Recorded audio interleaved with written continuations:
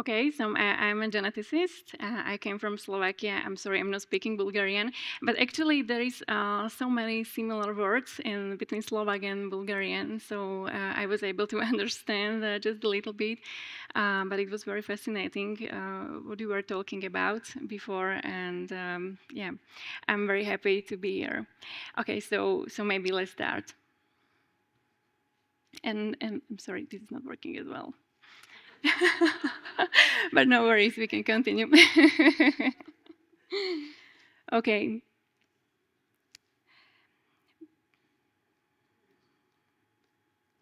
The fascinating has become ordinary for us. We take flying people as something mythical, while hundreds of people fly over our heads in airplanes every day.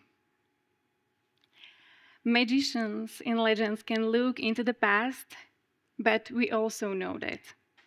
When we look at the night sky, we look back thousands of years. In the fairy tale about three nuts for the Cinderella, everyone is amazed when a dress falls out from a nut. But isn't it much more fascinating that a tree can grow from a nut? I know, it's boring. What's the point of the tree growing from nuts? That's what they are for, right?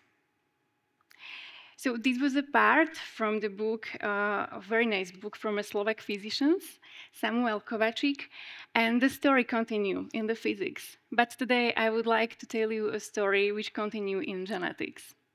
The story begins in 19th century when the science became as a profession for the first time. Maybe you know this humble man. He's a Gregor Mendel. He's a monk. And at his time, he did a very interesting activities. Like he was matching and pairing peas, like the red ones and the yellow ones. And he was looking what is the genetics behind, what the hereditary works like. And at the time, it wasn't nothing interesting, but as it usually goes during his life, he was forgotten. Also, a few years after he died, it was also forgotten, these experiments. But from the time he found out the foundation for the genetics. And the story of genetics continue also in 20th century. In this century, the DNA was for the first time described, but also one really big and interesting things happened in this century. The Human Genome Project began. It was named as one of the biggest projects of the humans for now.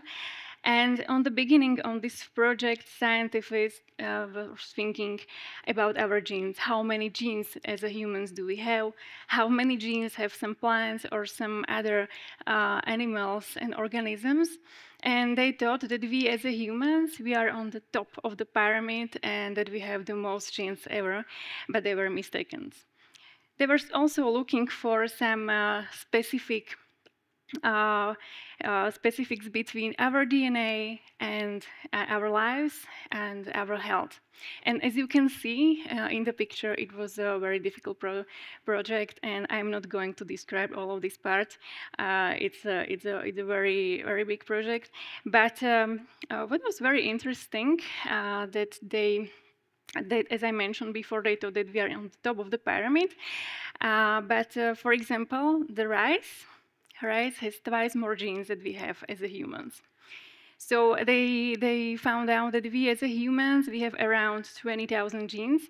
But I have a questions for you, and who will answer the most close to my question will receive this DNA test. And my question is, what do you think?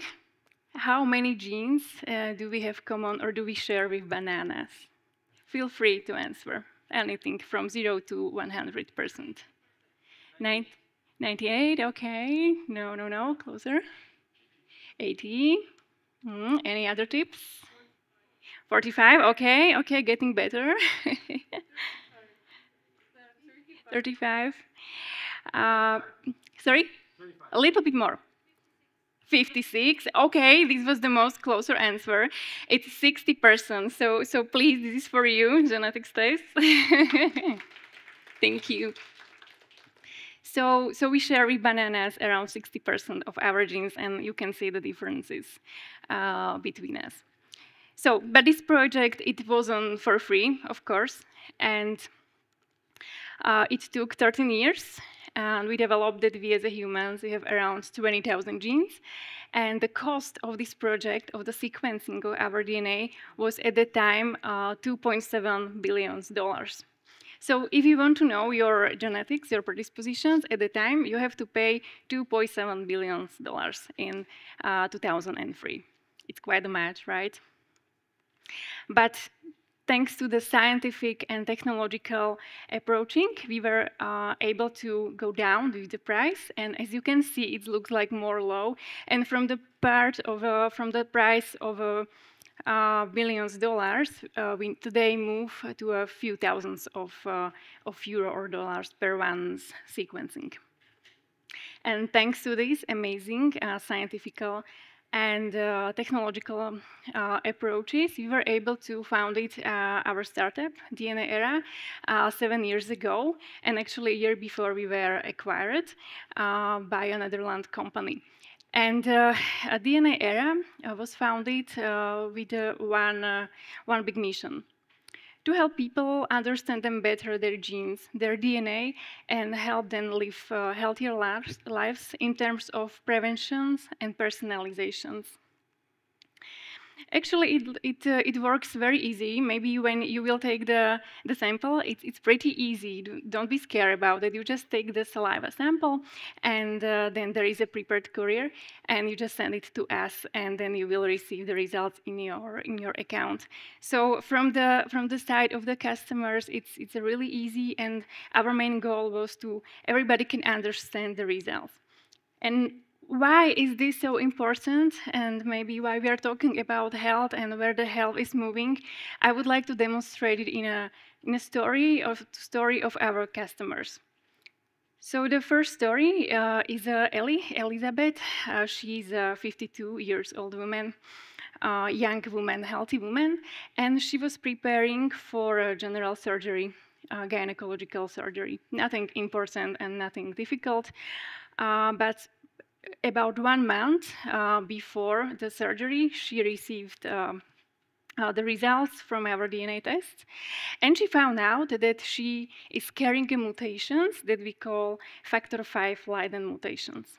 And these mutations can increase the risk of possibility to get the blood clots. And the operations or the surgery is one of the highest risk factor for these blood clots.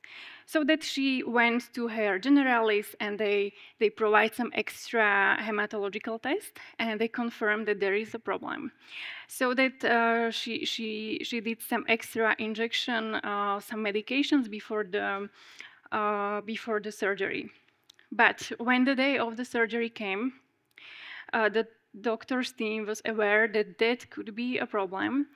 And when she woke up from the narcosis, she was describing like, for a moment, I can't breathe.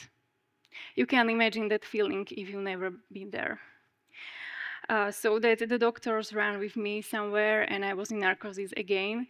And when they woke me for the second time, it was like, doctor told me, thanks God that you know about the informations, because probably we would not talking. Thanks God that you take the specific medications before the surgery, before the operations.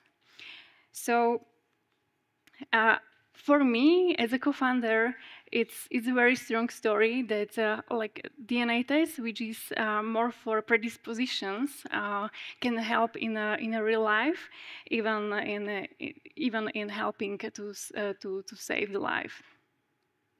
Our second story is about Peter. Peter is a 47 years old man. And he wrote us that thank you for these informations, because I found out that I have a first stage of melanoma. was like curious, how is it possible, because we are not doing a diagnosis. But he told that, okay, I find out that I have a higher risk for developing melanoma, is it the skin cancer? So that for the first time at the age of 47, he visited the dermatologist. And unfortunately, or maybe fortunately, they found out that one of the lenses beginning tumor. We don't know the results yet because it's a very new story, but we really finger crossed that he will be fine one day. Yeah, so this is the Peter. You know, as I always explaining, your DNA is like a compass to a longevity, to our DNA opening our doors to the world of personalizations and something what fits to you the best.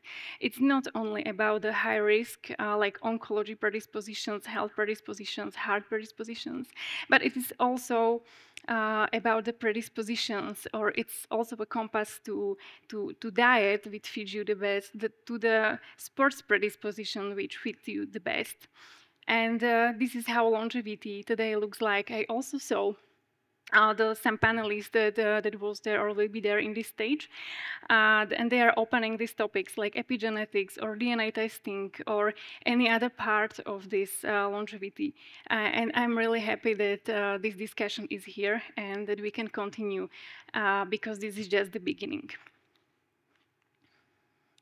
When I was preparing for this presentation, I just looked for some data about Bulgarian, and I found out that the average life expectancy here in Bulgaria is 75.8 years.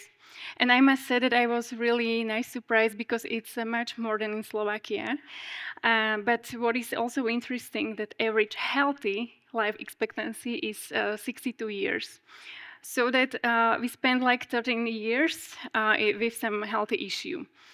And what is the main goal of longevity and knowing yourself is like prolong this period, not just prolong the period of lifetime expectancy, but prolong it and survive it in healthy, to be fit, to spend time with grandchildren, and not to do or to visit the doctors.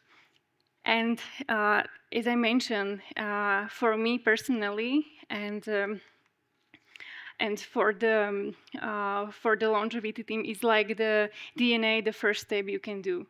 So that it's open you the door for the personalized and individualized, and what is important, data encourage informations about yourself.